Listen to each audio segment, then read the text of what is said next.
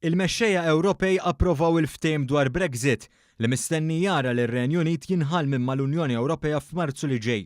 Ftit tal-minuti wara li l-mexxejja Ewropej laħqu dan il-qbil, il-Prim Ministru Joseph Muscat qal li bi Brexit Malta se tkun qed titlef allejat fl-Unjoni Ewropea.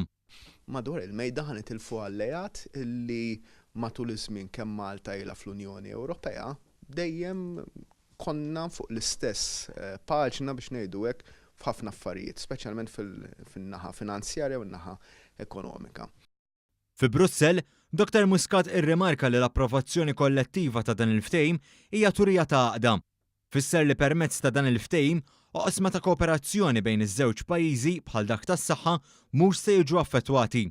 Fid-dawl li sa ftit tal-jiem qabel kien hemm tħassib dwar il-ftehim wara li Spanja resqet l-oġġezzjonijiet tagħha minħabba ġibilta, il-Prim Ministru irrimarka għal maturità li bija imxew il-mexxejja kollha tal-Istati membri.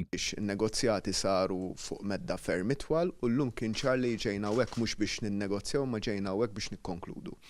Il-Prim Ministru tenna wkoll li dan huwa jum ta' dieqa għal Malta, ir-Renju Unit u l-Unjoni Ewropea, ma dan ukollu sostna kif il-ftehim milħuq huwa l-aqwa wieħed li seta' jintlaħa għal ġid ta' kulħadd.